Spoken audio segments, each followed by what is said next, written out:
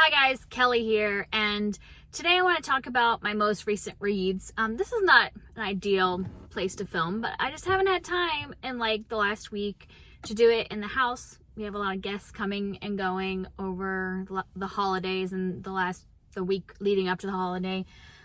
So yeah, I'm just stopped at a Kroger parking lot trying to like be at the back of the parking lot so I don't have a bunch of people staring at me, and we're gonna hope to get through these books that I read recently. I've read a bunch, so I'm just gonna keep talking, and then if it seems like it's too long, I might split this in two halves. So if you see two recent reads in a row, that's why, because I think I have like 9 books to talk about. I usually talk about my books in order from the one I like the least to the one I like the most, but I have like some that I'm not really sure. I'm kind of wishy-washy on the ratings, and I also have one I didn't rate, so I think I'm just going to do them in order of when I read them, just because my ratings the last few weeks I just like wasn't sure about, so I think it's the easiest way to do it. So at the beginning of the month, I really did stick with my TBR. You'll see I kind of strayed away from it, but the first book I read was The Turn of the Key by Ruth Ware, and I listened to this on audiobook. All of Ruth Ware's books, from what I could tell, are all narrated by the same woman. I think she does a good job. It was fun. I've only read 2 of Ruth Ware's books. I read In a Dark, Dark Wood not that long ago and hated it, like probably one of my least favorite thrillers of all time.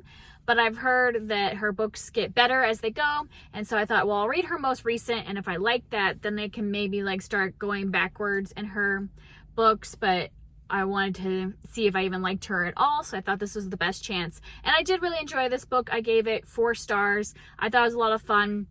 It's been around a lot, people talking about it.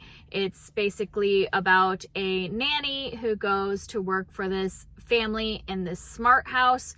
So, you know, it's kind of, the atmosphere was a lot of fun with this smart house, and like kind of living with cameras and with like pads on the wall that like control, or panels that control all the like lights and music and everything. So that was kind of a fun way to do atmosphere where the house can still be creepy, but in like a modern way, instead of kind of like the traditional haunted house kind of story. And so she is at this house with these, how many kids are there? Are there 3 kids? I don't even remember how many kids there were. There might be 3, 4, something of that. And she is kind of like all alone with these kids, and the book is actually written in the future, so we're going back in time. She's writing a letter because she's in jail for having killed one of the kids, and she's writing to a lawyer, basically trying to like state the case and what happened and all that stuff, so that we know from the very first page is her writing the letter. I will say that the format for me was a little off, because even though there are times when it's clear she's writing a letter because she's talking directly to the lawyer at a few times throughout the book, it also, you start to forget it's a letter. And then when I'm reminded of that, it was kind of weird when all of a sudden you're like, there's a lot of detail in this that you wouldn't actually put in a letter. Like you wouldn't, all that stuff that makes it atmospheric, you're not going to necessarily remember all that stuff to write about it later. So it was a little off on me to have it all be a letter. I think I would have rather have just had a letter like placed a few times throughout the book, but then just have it be like a normal narrative.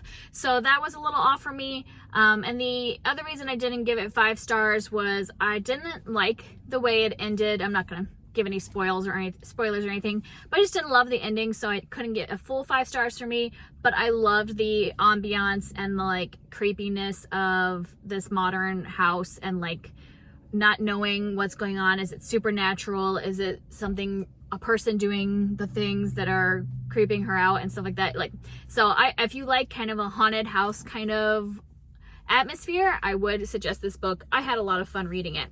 And then the next book that I read was also on my TBR, so that's exciting, was The Professor and the Madman by Simon Winchester. And this is a nonfiction book, so I had this on my nonfiction November TBR. I believe I did this for design because this is all about the making of the Oxford English Dictionary. And so the reason it's called The Professor and the Madman is that it's about a man who two men basically. There's the man who was the editor for the Oxford English Dictionary for the longest amount of time, and so he's the professor, James Murray. And then there's a man called Dr. W.C. Minor, who is in an insane asylum for having killed somebody, and he is somebody that contributes to the dictionary. So the way they like created the dictionary was they asked for volunteers because it was such a huge project doing the first like giant, or like there was other dictionaries before this, but this was the one that they wanted to cover every single word ever. And so it took a lot of volunteers, and they just asked people to read books and form quotes from these books so they can come up with definitions for all the words. And this man was one of the highest contributors to the dictionary, and they didn't know that he was in an insane asylum until after he contributed a ton of stuff. So it's kind of the story about both these men. And I ended up giving this book 3.5 stars. It's one of those 3-star books where I'm glad I read it because I did really enjoy parts of it, but then on the other hand, there were parts that were so incredibly boring. Like it kept fluctuating between like super interesting, I was intrigued by so many things, and then the next hour I would be like bored out of my mind. So that's why it got a middle rating, but it was a middle rating that I don't regret because the interesting parts were really interesting and will stay with me. The funny thing is that the interesting parts were about the dictionary and not about like the history of the men. Like I think some people would think it would be like learning about why this man was in an insane asylum, like what he had done, all this stuff. But I found the like biography portions to be pretty boring, and I was getting tired of hearing all the backstory about the men, and the dictionary parts were fascinating. Like just like, I think it's because, you know, nowadays, if you wanted to know what a word means, you just go on the internet and you type it in, and you have like a wealth of knowledge just right there on your fingertips. And to imagine a time where they didn't have any of that reference stuff, like they are creating reference materials from scratch just by looking at books and pulling out words and, you know, looking at their context and like from their own knowledge of what a word means and all that stuff. And I just found that really fascinating. So if you are somebody that's really into words and language, I would suggest this.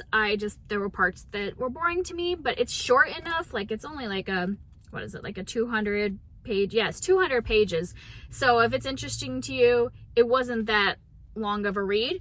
And I did listen to the audiobook for parts of it, and it's narrated by the author, and he has actually a really good voice for reading this. So you could also listen to it in about 6 hours. So I would suggest it. I just didn't find it completely interesting the whole way through. And then the next book I listened to was Pet Sematary by Stephen King. And I had almost given up on Stephen King before reading this book. I had only read like maybe 3 of his books in recent, like the last 5 years, but I hated like all of those 3 that I read. Like probably they were all 1 or 2 star books. And so I was like, okay, Stephen King's just not for me. But the books I had read were not necessarily his top like books. Like if you were to look up the top rated Stephen King books, they were none of those. So I was like, okay, I gotta give him one more try and read one of his more famous books. And so that's why I picked up Pet Sematary, because it is one that a lot of people rave about and say they really enjoy. And also, I'm not really good with a lot of horror, and people had said that this doesn't really have much horror till the end. It's more like just the ambiance, which is the kind of horror I like. I like kind of classic horror where you get that creepy feeling, but you don't have all the like blood and guts. And this was actually the perfect amount of horror for me, and I really enjoyed this book. I gave it 4 stars. I really loved the storytelling in it, and so now I actually moved on to reading another Stephen King book basically right after it.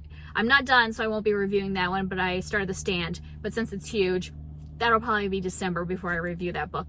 But I really enjoyed this. So obviously for people probably know what this is about, but it's about a family that moves to a small town in Maine, and they have a pet cemetery in the woods behind their house, and their neighbor tells them all about the history of the pet cemetery and things like that. And then I don't want to spoil it by saying what happens next, but I think a lot of people know kind of the topic and what's happening. A giant truck just parked right next to me with its motor on, so we'll see if I can get through many more of these books.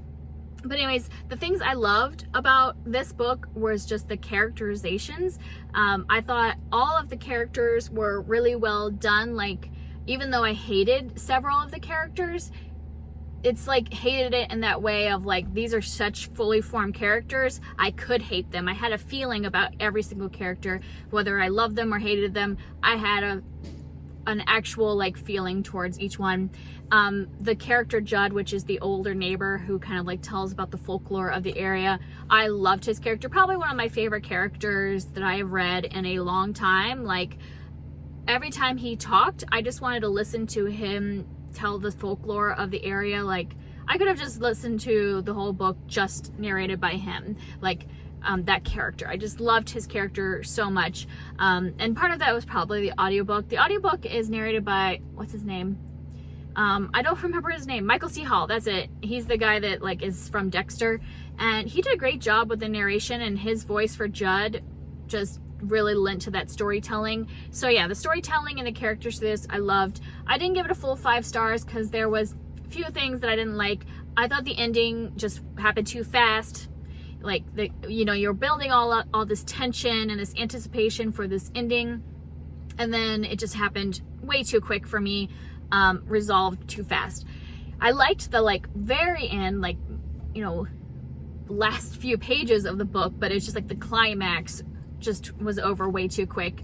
And I also just, there's something that Stephen King did in this that always bugs me no matter who does it, and it's the like, not just foreshadowing, but basically telling you that something's gonna die. I'm saying that because I don't want to like say what living being dies, but like, he just tells you, and I'm like, okay, but now I have to like go through several chapters before the death actually happens. And it would have been better if I was just like more shocked for it, and like maybe people prefer to be warned, but for me personally, I don't like to be warned if there's going to be a death in a book. I just want it to happen as a flow of the book. So that was the other thing that kind of bothered me, is that like whole like blatantly telling you what living creature is going to be dying soon. So yeah, that and the ending combined didn't make it 5 stars, but I still like really enjoy this and will continue to pick up Stephen King books. So if you have one that you want to recommend, I would love to hear what other people view as like one of what your favorites of his. And then the next book I read was Call It What You Want by Brigid Kemmerer. I did read a physical copy of this book, but I had to return it to the library because it's a newer release. And this is her most recent contemporary book. And I really loved her other 2 contemporaries that I read, which were Letters to the Lost and More Than We Can Tell. So I was expecting to like have this be a 5-star, really loved it. And I shouldn't have gone into it with such high expectations, because now I feel a little disappointed, but it was still a really good book. Like, I still gave it 4 stars. I still thought it was really interesting. It just wasn't like to the 5-star level of the other 2 contemporaries I had read by her. But I still thought that the characters were really well done and the situations were great. This is a book about 2 teens named Rob and Megan, and we hear from both of their perspectives, and both of them have either they themselves have done or somebody in their family has done something that has kind of caused them to be ostracized. So Rob's dad had done like a scheme, like he was a financial advisor and done a scheme to like steal a bunch of people's money. So most of the people in the town really hate Rob's family because of what Rob's father did. And even though Rob didn't do anything, he gets kind of pulled into the anger that everybody has for his dad. And so like nobody wants to be friends with him at school because a lot of their parents lost all their money. And then Megan, she ended up cheating on I think it was the SAT the year before, and because of that, everybody's scores had to be thrown away because they didn't know who all was like cheating and all that stuff. So all the kids are obviously mad at her for ruining their SAT scores. So both of them are ostracized, and throughout the book they get to know each other and kind of support each other and things like that through these hard times. And there's a lot going on in this book. This is not like necessarily a happy book, because both of them are dealing with a lot. Both of them are dealing with a lot of family issues and just personal feelings and just so much negativity going on, but in like a way that not to say I enjoyed it, but I just it felt real, like that these kids are really going through a hard time, and she didn't like sugarcoat that this is tough stuff that they're going through. But then at the same time, there was hope because they were forming this friendship with each other, and so I really enjoyed the building of their friendship. The reason I didn't give this 5 stars is because I felt like the first half of the book took a long time to get there. Like the last half was great, but there was just like not much happening in the first half. You know, it took a while for their, oh gosh, that truck, sorry, that truck got really close to me as he left, so that was a little frightening. So anyways, it just took a lot to build up to the point where the stuff started happening and we really got into the issues and stuff that was going on in this book. I would still recommend it if you liked her other books, or if you like kind of more contemporaries that have where teens are dealing with a bunch of issues and still seeing some hope at the end of the tunnel. So I would say that this is a book like that if that's something you're interested in. It was also a fast read, so I enjoyed that. Just based on how long I've been talking and all the stuff that's happening out here in the parking lot, I think I'm going to end this here with these 4 books, and I will talk about the next 5 books hopefully later today. I will put that video together, so you'll probably see 2 recent reads back to back. If you have read any of these books I talked about and would like to discuss them down in the comments, I'd love to hear from you, and I will talk to you next time. Bye.